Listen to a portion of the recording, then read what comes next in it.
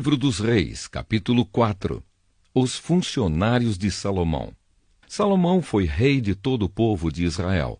Os seus altos funcionários foram estes: sacerdote, Azarias, filho de Zadoque; escrivães, Eliorefe e Aías, filho de Sissá; conselheiro do rei, Josafá, filho de Ailude; comandante do exército, Benaías, filho de Joiadá; sacerdotes, Zadoque e Abiatar; chefe dos administradores dos distritos, Azarias, filho de Natã; conselheiro particular do rei, o sacerdote Zabode, filho de Natã; encarregado dos servidores do palácio, Aissar; encarregado dos trabalhadores forçados, Adonirão, filho de Abdá. Salomão nomeou 12 homens como administradores dos distritos de Israel. Eles forneciam alimentos dos seus distritos para o rei e o seu palácio, e cada um deles tinha o dever de fazer isso durante um mês do ano.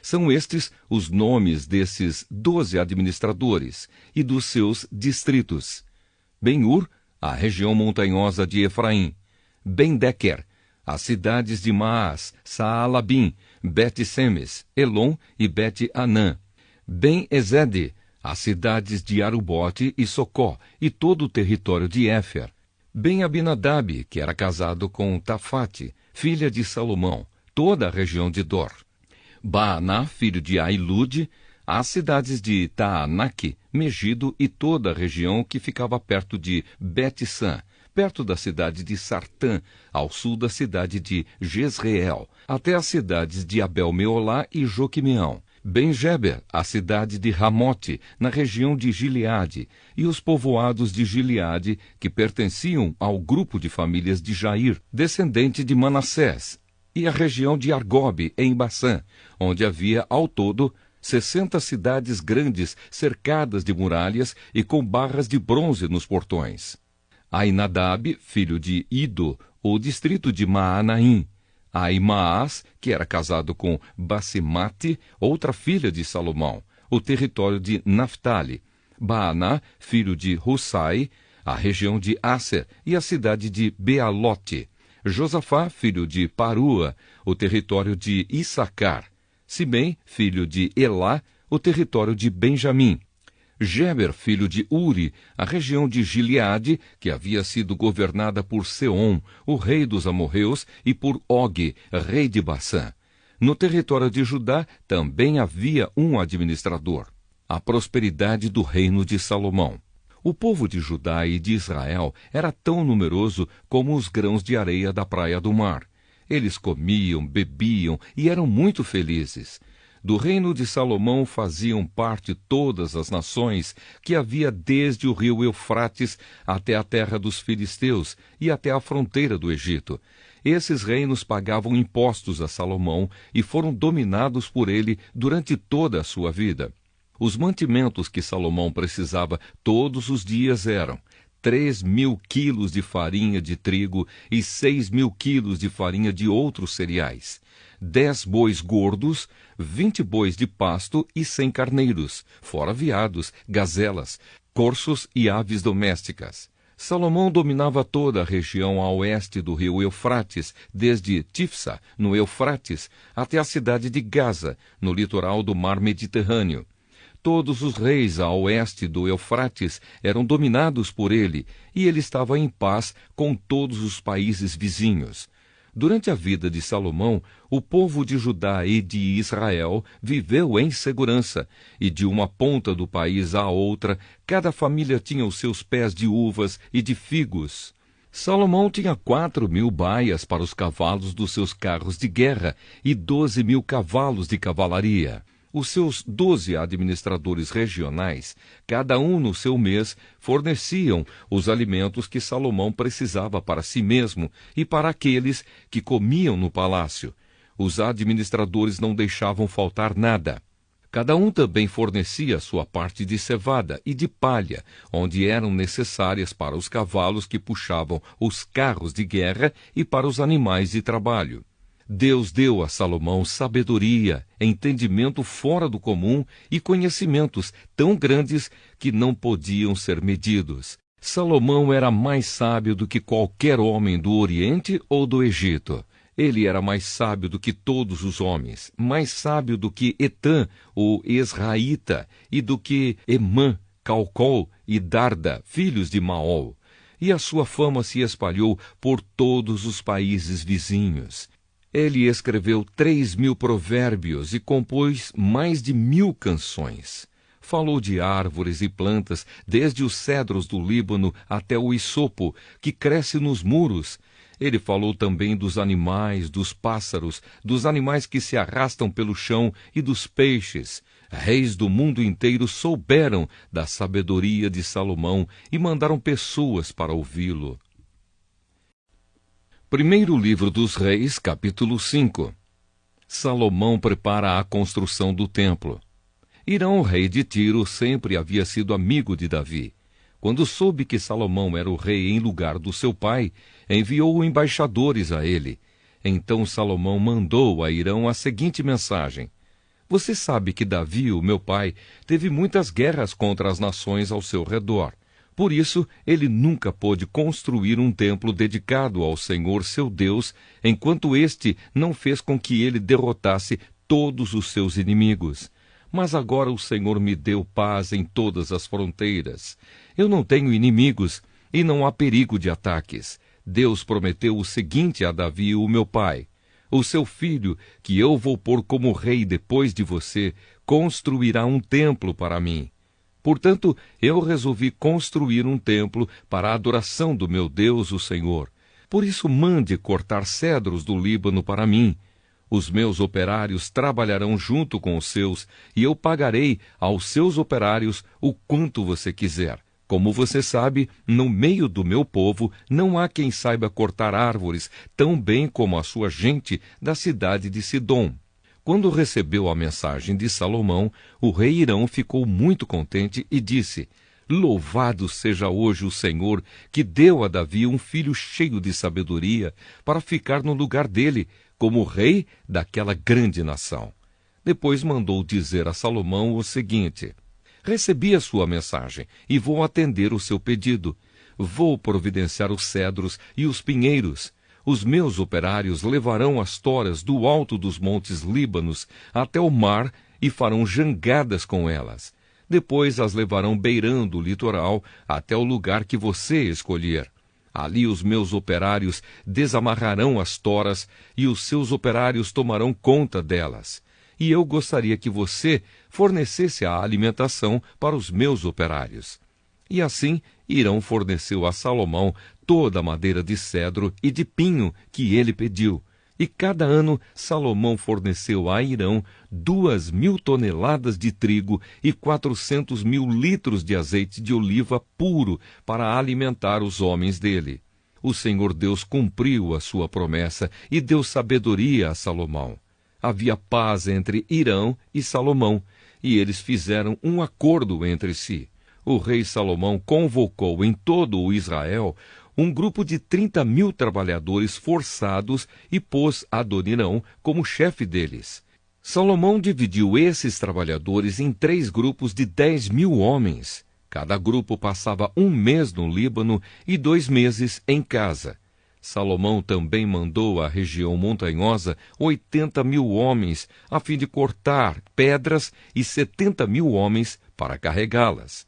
Ele colocou 3.300 chefes para dirigir o trabalho deles. Obedecendo às ordens do rei Salomão, eles cortaram grandes pedras de boa qualidade para os alicerces do templo. Os trabalhadores de Salomão e de Hirão e alguns homens da cidade de Biblos prepararam as pedras e a madeira para a construção do templo. Primeiro livro dos Reis, capítulo 6. Salomão constrói o templo. 480 anos depois que o povo de Israel havia saído do Egito, no 4º ano do reinado de Salomão em Israel, no mês de Zive, o 2º mês, Salomão começou a construir o templo. O templo media 27 metros de comprimento por 9 de largura, por 13,5 de altura. A sala de entrada media 4,5 metros de comprimento por 9 de largura, isto é, a mesma largura do santuário. As paredes do templo tinham janelas que eram mais estreitas do lado de fora do que do lado de dentro. Encostados nos lados e nos fundos do templo, Salomão construiu 3 andares de salas, cada andar medindo 2,20 metros de altura. As salas do andar de baixo tinham 2,20 metros de largura. As do andar do meio tinham 2,70 metros de largura, e as do andar de cima, 3,10 metros de largura. Em cada andar, as paredes do templo eram mais finas do que as do andar de baixo. Assim, as salas se apoiavam nas paredes, evitando que as vigas entrassem nessas paredes. O templo foi construído com pedras que haviam sido preparadas nas pedreiras, para que assim, durante a construção, não se ouvisse o barulho de martelos, machados ou qualquer outra ferramenta. A entrada para as salas do andar térreo ficava no lado sul do templo, e havia escadas para subir ao 2º e ao 3º andares. E assim o rei Salomão terminou a construção do templo, colocando um forro feito de vigas e tábuas de cedro. Salomão construiu 3 andares de salas, encostados nas paredes do templo e ligados com elas por meio de vigas de cedro.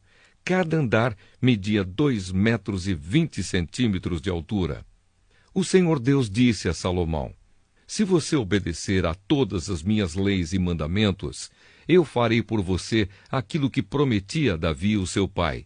Viverei entre o meu povo de Israel neste templo que você está construindo e nunca os abandonarei. E assim Salomão terminou a construção do templo. O acabamento do templo por dentro.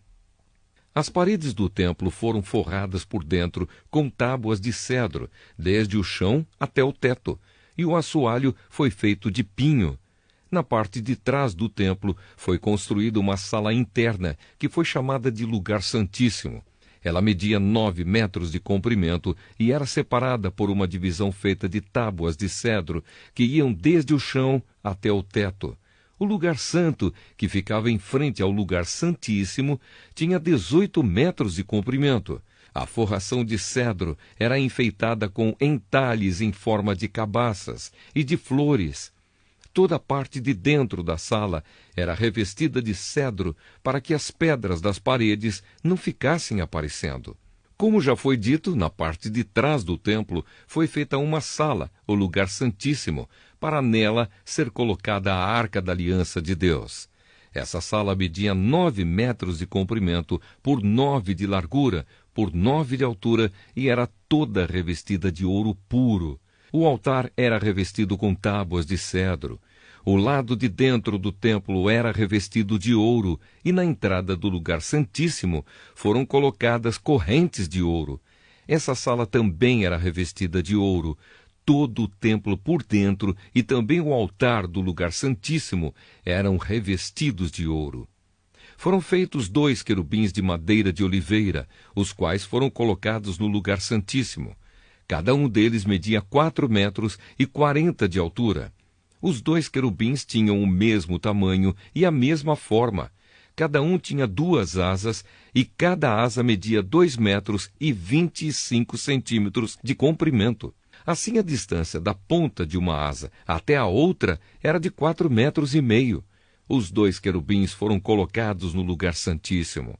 Eles estavam de asas estendidas, de maneira que a asa de um tocava numa parede e a asa do outro tocava na outra parede. E no meio da sala, a asa de um tocava na asa do outro. Os 2 querubins eram folhados a ouro. As paredes do lugar santo e do lugar santíssimo eram todas enfeitadas com figuras entalhadas, representando querubins, palmeiras e flores. Até mesmo o assoalho das 2 divisões era revestido de ouro. Na entrada do lugar santíssimo foi colocada uma porta dupla, feita de madeira de oliveira. No alto, as ombreiras formavam um arco em ponta. As portas eram enfeitadas com figuras entalhadas, representando querubins, palmeiras e flores. As portas, os querubins e as palmeiras eram folheadas a ouro. Para a entrada do lugar santo foram feitos batentes retangulares de madeira de oliveira.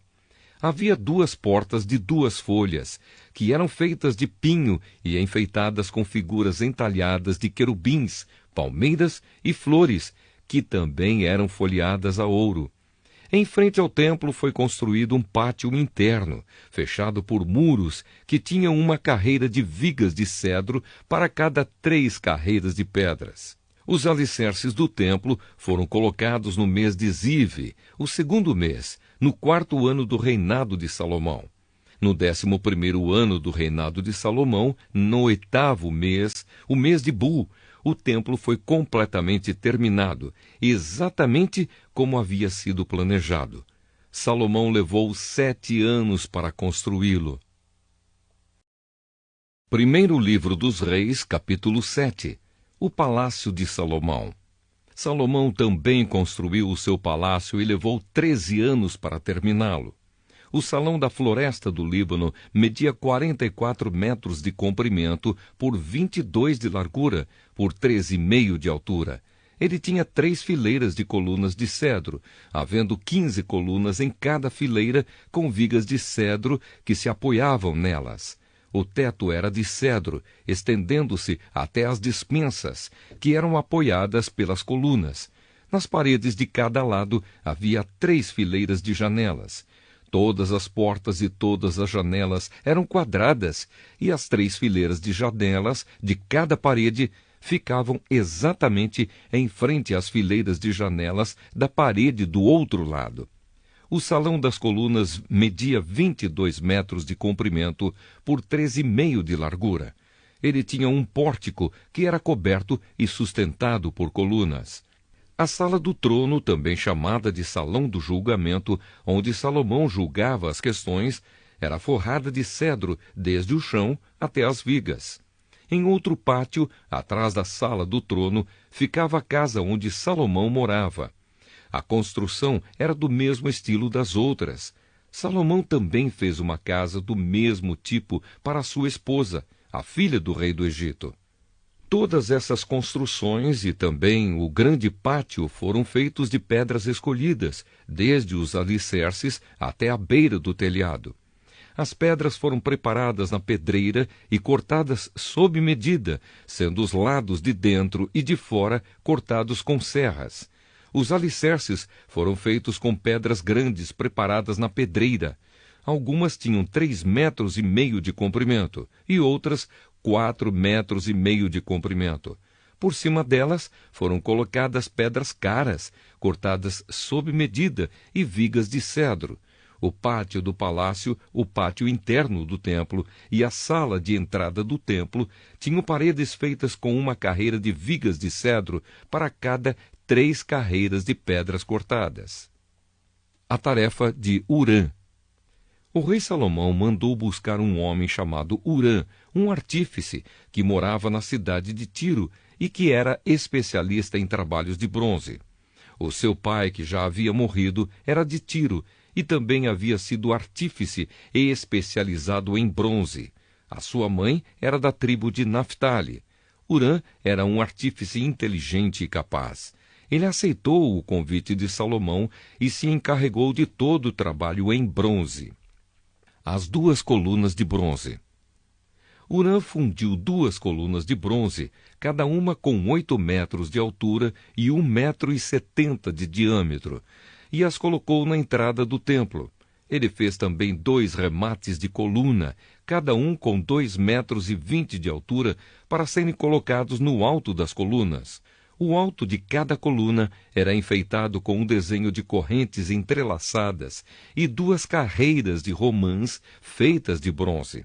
Os remates das colunas tinham o formato de lírios, mediam 1,80 metro de altura e foram colocados numa parte redonda que ficava por cima do desenho de correntes. Em cada remate de coluna havia 200 romãs de bronze colocadas em 2 carreiras. Hurã colocou essas 2 colunas de bronze na frente da entrada do templo. A que ficava no lado sul se chamava Jaquim, e a que ficava no lado norte se chamava Boaz.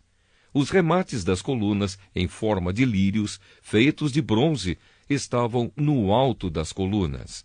E assim, foi terminado o trabalho das colunas. O tanque de bronze. Hurã fez um tanque redondo de bronze com 2,20 metros de profundidade, 4,40 metros de diâmetro e 13,20 metros de circunferência. Ao redor da borda de fora do tanque havia 2 carreiras de cabaças de bronze, que haviam sido fundidas todas em uma só peça junto com o tanque. O tanque se apoiava sobre as costas de 12 touros de bronze, que olhavam para fora. 3 olhavam para o norte, 3 olhavam para o oeste, 3 olhavam para o sul e 3 olhavam para o leste. A grossura das paredes do tanque era de 4 dedos. A sua borda era como a borda de um copo, curvando-se para fora, como as pétalas de um lírio. A capacidade do tanque era de mais ou menos 40.000 litros. As carretas de bronze. Hurã fez também 10 carretas de bronze. Cada uma media 1,80 metro de comprimento, 1,80 metro de largura e 1,30 metro de altura. Elas foram feitas de painéis quadrados que eram montados em molduras. Nesses painéis havia figuras de leões, touros e querubins, e nas molduras acima e abaixo dos leões e dos touros havia desenhos de espirais em relevo. Cada carreta tinha 4 rodas de bronze com eixos de bronze. Nos 4 cantos havia apoios de bronze para uma bacia. Os apoios eram enfeitados com figuras de espirais em relevo. No alto havia uma guarnição redonda para a bacia. Essa guarnição passava 45 centímetros para cima do alto da carreta e 18 centímetros para baixo, para dentro dela. Ao redor dela havia entalhes. As rodas tinham 67 centímetros de altura. Elas ficavam debaixo dos painéis e os eixos eram feitos em uma só peça com as carretas. As rodas eram como as rodas de uma carruagem. Os seus eixos, bordas, raios e os seus cubos eram todos de bronze. Havia 4 apoios nos cantos, debaixo de cada carreta, os quais formavam uma só peça com a carreta. Havia uma braçadeira de 22 centímetros ao redor do alto de cada carreta. Os seus apoios e os painéis formavam uma só peça com a carreta. Os apoios e os painéis eram enfeitados com figuras de querubins, leões e palmeiras, que cobriam todo o espaço que havia, e ao redor dessas figuras havia desenhos em espiral. Foi assim então que as carretas foram feitas. Todas elas eram iguais, tendo o mesmo tamanho e formato. Hurã fez também 10 bacias de bronze, uma para cada carreta. Cada bacia tinha 1,80 metro de diâmetro, e a sua capacidade era de mais ou menos 830 litros. Ele colocou 5 carretas no lado sul do templo, e as outras 5 no lado norte. O tanque ele colocou no canto sudeste. Lista resumida dos objetos do templo. Hurã fez também caldeirões, pás e bacias, e assim terminou todo o trabalho encomendado pelo rei Salomão para o templo do Senhor. Esta é a lista do que ele fez: 2 colunas, 2 remates em forma de taças que ficavam em cima das colunas, desenhos de correntes entrelaçadas de cada remate, 400 romãs de bronze em 2 carreiras de 100, ao redor do desenho de cada remate, 10 carretas, 10 bacias, um tanque, 12 touros que sustentavam o tanque, caldeirões, pás e bacias. Todos os objetos destinados ao templo que Hurã fez para o rei Salomão eram de bronze polido. O rei mandou que tudo fosse feito na fundição entre Sucote e Sartã, no vale do rio Jordão.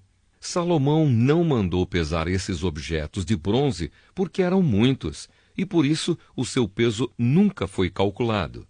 Salomão também mandou fazer para o templo os seguintes objetos de ouro: o altar, a mesa para os pães oferecidos a Deus, os 10 castiçais que ficavam em frente ao lugar santíssimo, 5 do lado sul e 5 no lado norte, as flores, as lamparinas e as tenazes, as taças, as tesouras de cortar pavios de lamparinas, as bacias, os pratos para o incenso e os braseiros, as dobradiças para as portas do lugar santíssimo e para as portas do templo, que davam para fora. Todos esses objetos foram feitos de ouro.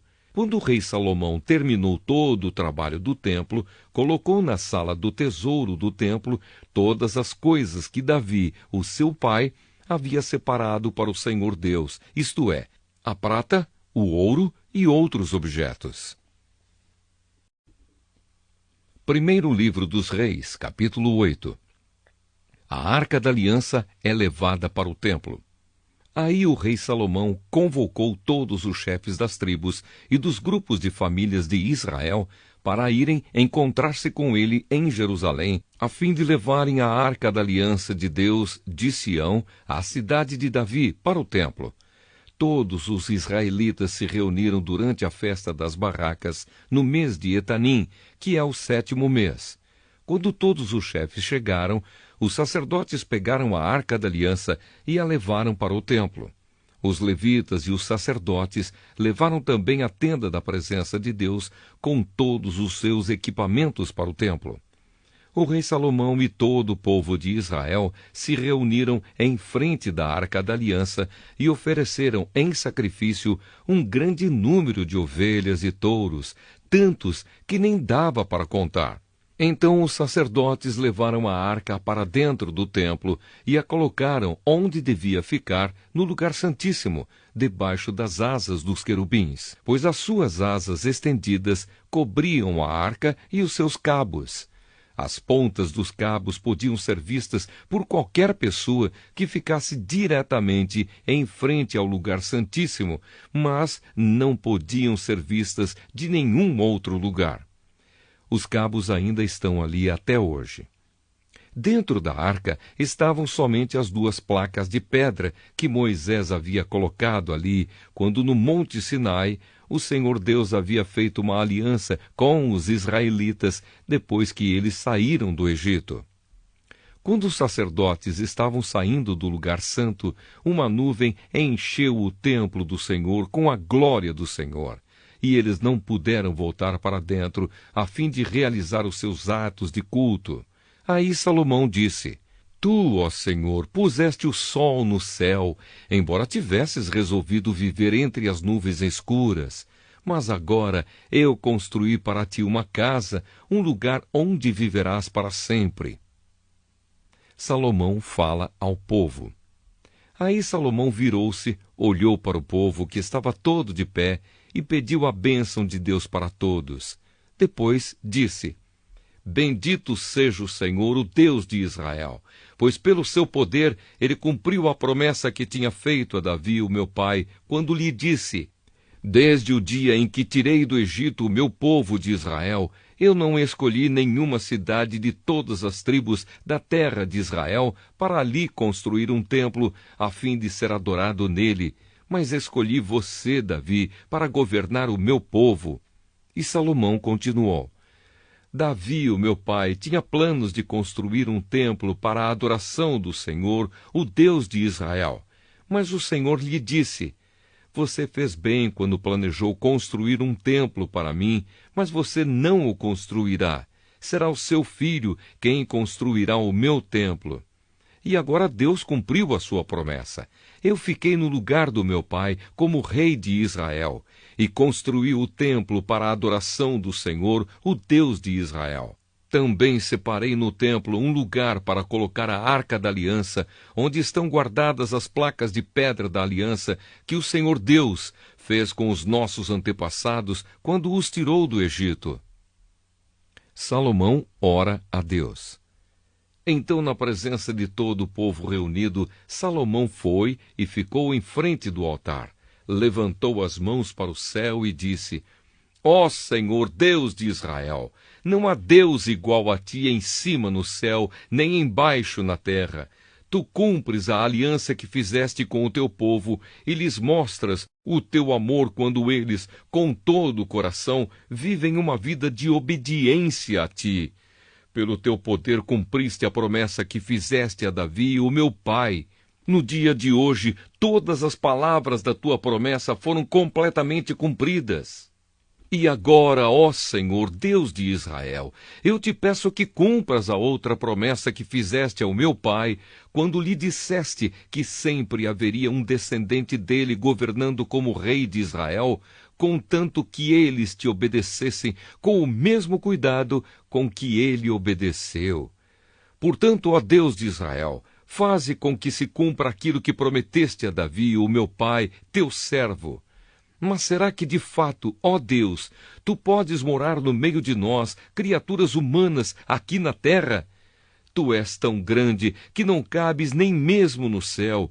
Como poderia este templo que eu construí ser bastante grande para isso?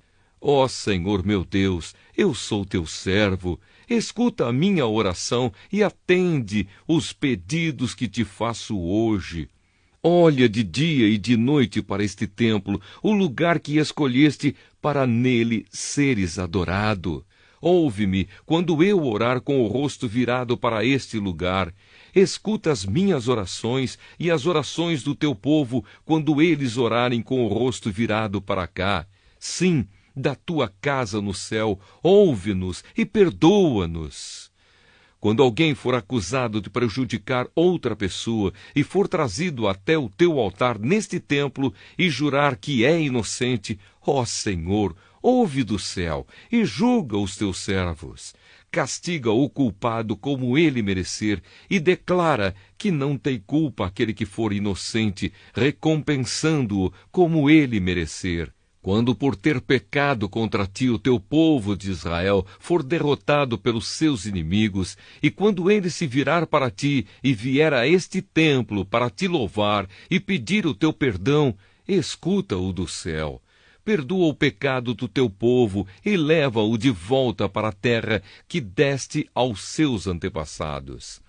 Quando o céu se fechar e não chover, porque o teu povo pecou contra ti, e eles se arrependerem e virarem o rosto na direção deste templo, e orarem e te louvarem, depois que os tiveres castigado, escuta-os do céu.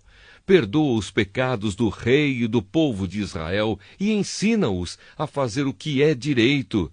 Então, ó Deus, faze cair chuva sobre esta tua terra que deste ao teu povo para ser deles para sempre. Quando nesta terra houver falta de alimentos, ou houver pragas, ou as colheitas forem destruídas por ventos muito quentes, ou por bandos de gafanhotos, ou quando o teu povo for atacado pelos seus inimigos, ou quando houver peste ou doença entre o povo, escuta as suas orações. Se alguém do teu povo de Israel, sentindo no seu coração o peso da desgraça, estender as mãos na direção deste templo e orar, escuta a sua oração.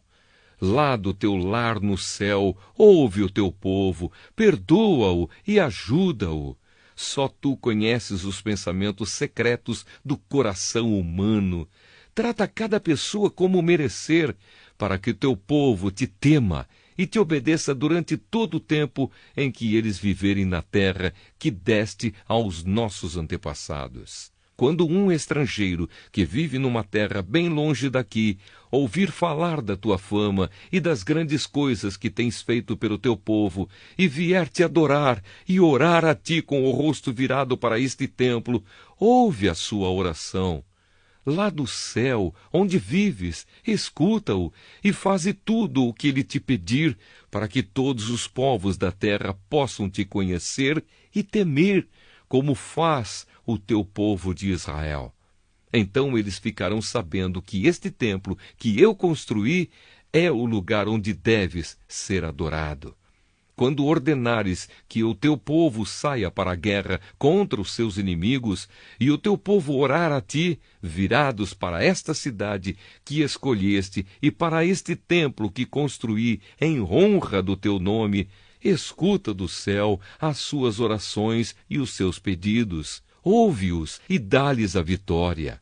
Quando eles pecarem contra ti, e não há ninguém que não peque, e na tua ira deixares que os inimigos deles os derrotem e os levem prisioneiros para alguma terra inimiga, longe ou perto daqui, ouve as orações do teu povo.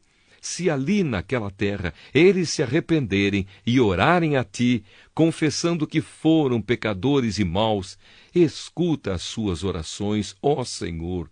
Se naquela terra eles verdadeiramente e sinceramente se arrependerem e orarem a ti, virados na direção desta terra que deste aos nossos antepassados, desta cidade que escolheste e deste templo que construí em honra do teu nome, escuta as orações deles. Do teu lar no céu, ouve-os e dá-lhes a vitória. Perdoa os pecados que o teu povo tem cometido contra ti e a sua revolta contra ti, e faze com que os seus inimigos os tratem com bondade. Eles são o teu povo que tiraste daquela fornalha acesa, o Egito. Ó Senhor, nosso Deus, eu te peço que olhes com simpatia para o teu povo de Israel e para o seu rei, e escutes as suas orações sempre que eles te chamarem pedindo ajuda. Tu os escolheste entre todos os povos para serem o teu povo, conforme lhes disseste por meio do teu servo Moisés, quando tiraste do Egito os nossos antepassados. Salomão abençoa o povo. Depois que Salomão acabou de orar ao Senhor Deus, ele se levantou e ficou em frente do altar, onde havia estado ajoelhado com as mãos levantadas para o céu. Então, em voz alta, pediu as bênçãos de Deus para todo o povo que estava reunido ali. Ele disse: Bendito seja o Senhor Deus, que deu paz ao seu povo, como havia prometido. Ele tem cumprido todas as abençoadas promessas que fez por meio do seu servo Moisés. Que o Senhor, nosso Deus, esteja conosco assim como esteve com os nossos antepassados. Que Ele nunca nos deixe nem nos abandone. Que Deus nos faça obedientes a Ele, para que sempre vivamos conforme Ele quer, obedecendo a todos os mandamentos, leis e ensinos que Ele deu aos nossos antepassados. Que o Senhor, nosso Deus, lembre sempre desta oração e dos pedidos que eu lhe fiz. Que Ele sempre tenha misericórdia do povo de Israel e do seu rei, de acordo com o que precisarem. E assim, todas as nações do mundo ficarão sabendo que somente o Senhor é Deus, e que não há nenhum outro. Que vocês sejam sempre fiéis ao Senhor, nosso Deus, obedecendo a todos os seus mandamentos e leis, como fazem hoje. A inauguração do templo. Então o rei Salomão e todo o povo que estava ali ofereceram sacrifícios a Deus, o Senhor. Ele ofereceu em sacrifício 22.000 bois e 120.000 ovelhas como ofertas de paz. E assim o rei e todo o povo dedicaram o templo ao serviço do Senhor. Naquele mesmo dia, Salomão separou, a fim de ser sagrada para Deus, a parte central do pátio que ficava em frente ao templo. Ali ele apresentou as ofertas que foram completamente queimadas, as ofertas de cereais e a gordura dos animais que haviam sido trazidos como ofertas de paz. Salomão fez isso porque o altar de bronze era muito pequeno para todas essas ofertas. Naquela ocasião, ali no templo, Salomão e todo o povo de Israel comemoraram durante 7 dias a festa das barracas. O povo era uma enorme multidão de pessoas que tinham vindo do país inteiro, desde a subida de Amate, no norte, até a fronteira do Egito, no sul. No 8º dia, Salomão mandou o povo para casa. Todos pediram as bênçãos de Deus para ele e foram embora, felizes, por causa de todas as coisas boas que o Senhor Deus tinha dado ao seu servo Davi e ao seu povo de Israel.